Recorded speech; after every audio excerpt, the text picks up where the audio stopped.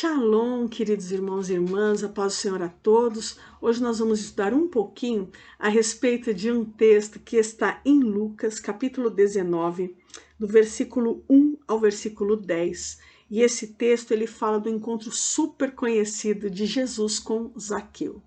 Primeiro a Bíblia começa falando onde é que esse encontro se deu. E esse encontro aconteceu numa cidade chamada Jericó. Jericó significa lugar de perfume. E essa cidade ela tem um lugar muito especial dentro da palavra de Deus, porque ela é uma primícia de Deus para o povo de Israel. Quando o povo de Israel saiu da escravidão do Egito e ficou 40 anos no deserto, a primeira cidade onde eles entraram foi Jericó. E eles não entraram por força deles, eles entraram por causa do poder sobrenatural de Deus, que derrubou as muralhas de Jericó para entregar esse lugar de perfume para o seu povo. E neste lugar, anos depois, havia um homem. Esse homem ele tinha algumas características. Ele era rico, ele se chamava Zaqueu, ele era chefe dos cobradores de impostos. E ele também tinha estatura baixa, ele era bem baixinho. Zaqueu tem um significado, no mínimo, curioso, né? Para não dizer irônico. Ele se chamava o justo ou o puro. E era uma incoerência com relação à profissão que ele tinha, o cargo que ele ocupava, que era o maioral dos cobradores de impostos. Naquela época, a pessoa, quando era cobrador de imposto, ela tinha passado por uma licitação no Império Romano que exigia um valor da cidade, por exemplo, R$1 milhão por ano, um exemplo. E os cobradores participavam de uma licitação, que era como se fosse um leilão, dizendo o quanto é que eles iriam coletar. Então, uns falavam um valor maior, outros falavam um valor menor, e quem pegava o valor maior recebia o direito de contratar aqueles demais e ter sob os seus cuidados a arrecadação desses impostos. E debaixo da lei, ele poderia cobrar muito além daquilo que ele tinha que repassar para Roma. Então, suponhamos que ele tenha fechado a licitação por R$1.400.000, por exemplo. Ele podia cobrar 5 milhões. E Roma o protegia com o seu poder militar. Então, quando ele ia cobrar alguém, se a pessoa falasse assim, não vou pagar não, essa pessoa podia ser presa ou torturada, né? Vários tipos de pena, e, em geral, as pessoas temiam e por isso pagavam. E porque pagavam impostos muito altos, alguns historiadores dizem que o comércio de Roma estava falindo, a economia de Roma estava enferma, as pessoas estavam passando por dificuldades por conta de pessoas como Zaqueu, que era, na verdade, muito mal visto, nem um pouco querido. Ele era respeitado por causa desse poder militar que estava segurando, né, a onda, e porque ele tinha recursos econômicos, mas quando ele virava as costas, o povo falava mal dele. E a gente vê isso aqui no versículo 7. Né, quando o povo falava mal dele, ele é um pecador, esse homem não presta, pelo amor de Deus, onde é que Jesus está com a cabeça, né? Muito bem, esse homem ele queria ver Jesus, ele não queria ver o Senhor Jesus, ele queria ver Jesus, um homem que ele ouviu falar que fazia coisas muito diferentes, que ele realizava milagres, certamente com tudo isso que Zaqueu tinha conquistado, fazendo o que ele fazia, ele precisava de coisas que o dinheiro não podia comprar. E ele decidiu se expor. Ele se expôs publicamente. Quando ele decidiu subir numa árvore, olha que situação, né? Para ver esse Jesus, ele só queria ver. Mas quando ele só queria ver Jesus, Jesus o viu e falou, ô meu, desce daí. Hoje convém que eu pouse na tua casa.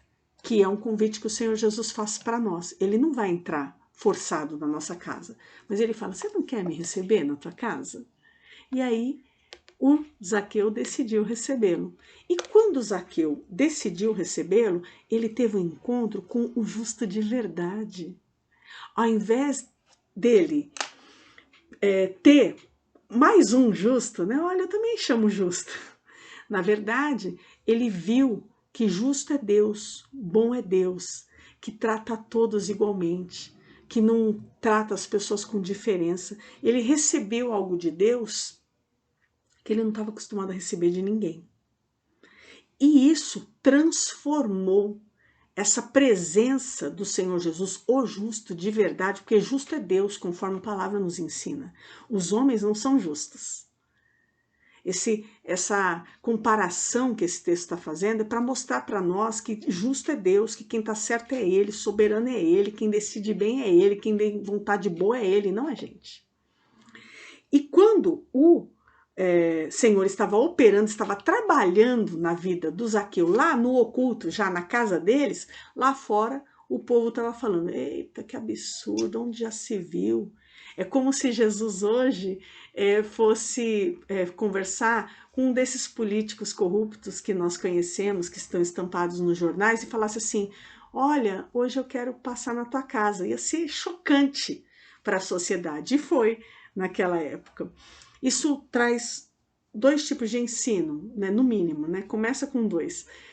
Primeiro, para nós que estamos dentro do reino de Deus, que já aceitamos ao Senhor Jesus há bastante tempo, às vezes a gente tem a tendência de esquecer de onde a gente saiu.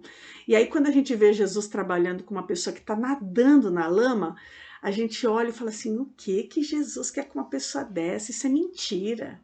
E não é não. Jesus continua igualzinho, ele continua indo buscar aquele sujo, aquele que está destruído, que só tem dinheiro, mas está todo lascado. E esse dinheiro no futuro pode inclusive trazer vergonha para ele, né? Porque a origem desse dinheiro não dá para explicar muito bem. E uma outra vertente disso é para o sujo.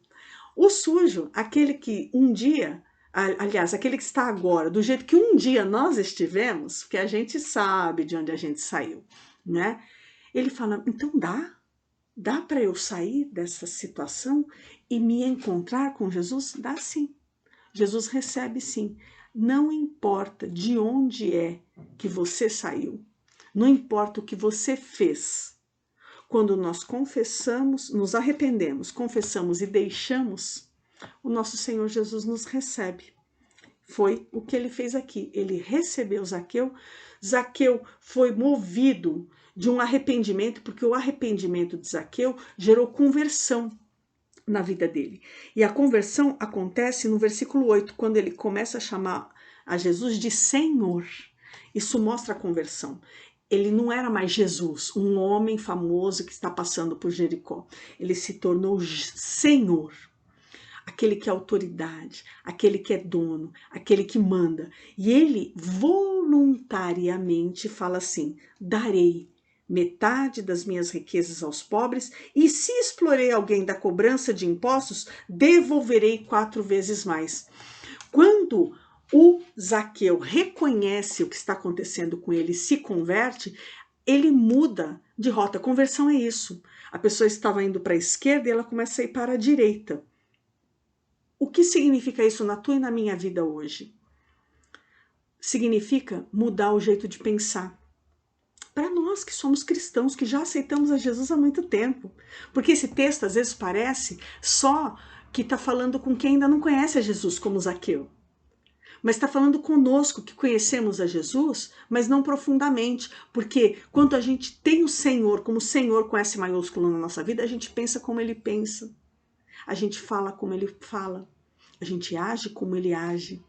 E às vezes nós somos cristãos nominais, mas não agimos como Jesus age, agimos com preconceito. E aí Deus está nos propondo uma mudança, uma conversão. Conversão do modo de pensar, conversão do modo de falar, conversão do modo de agir hoje.